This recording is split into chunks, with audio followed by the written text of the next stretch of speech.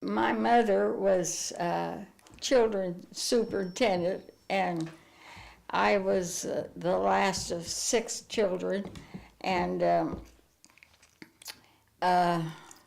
my father died when I was 12 months old. And so she was always in children's work, so I always went with her, and went to this church. It was only a mile down the road from us. Well, it was my grandfather's place. It was just a mile, but that's where I went when the fire was, because I didn't want to miss anything, and Mother wanted me to get out of the way, of course. We always went early to church, always. And I can remember when we come up over this hill, just before we got there, I can remember that fire, just a little fire up by the chimney. And I saw some men running, and there was a house across the street from the church, and they went over there to get a ladder. They didn't have a ladder, and they didn't have a ladder across the road. So they had to go up about a half a mile east or north to get a ladder, but it was too late. It had too much of a start, and they couldn't do anything about it. And I remember the farmers coming with their wagons and horses and wagons to get. They saved some of the pews and so on. And I don't know where they put them, but I know they went past Grandpa's house here. But I remember clearly sitting there on that porch swing and all afternoon, and it was terrible. Something I've never experienced before or since, but it was just too bad. I remember the chorister was a man, and he, I don't know whether we had a piano at that time or not, but he had a tuning fork that he pounded, and that intrigued me, in the first place. I can remember laying my head on my mother's lap and going to sleep, and I can remember the vibrations when she'd sing. Now that doesn't sound like much, but I can remember. That's what I remember. And we had good Bible schools, and it was many, many more than just our church.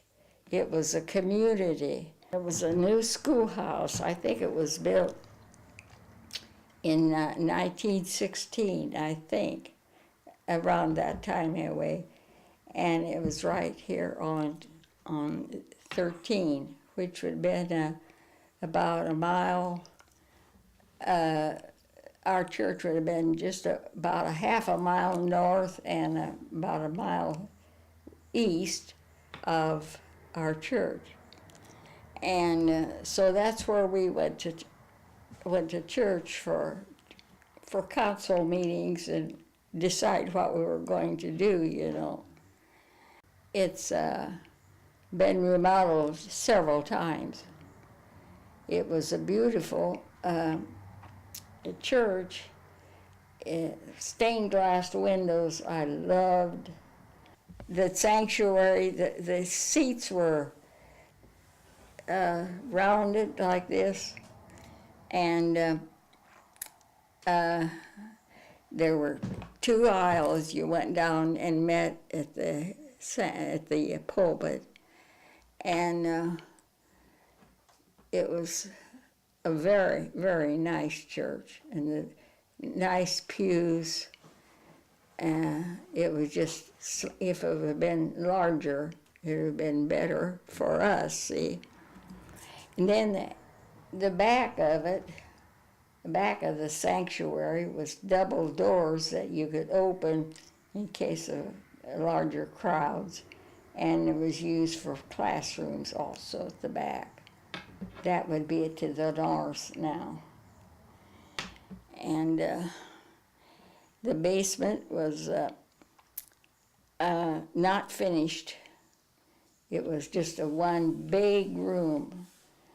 And like I told you, my mother worked with children, and so I can remember being down there a lot. What kind of attitudes toward the church did she teach you, do you think?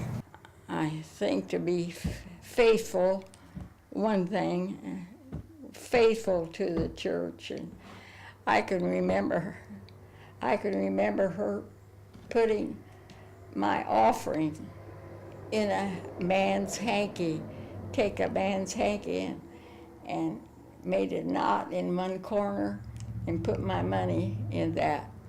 I can remember that. That's crazy, but that's what I remember. I've always appreciated Mom because she had a load, I'll tell you.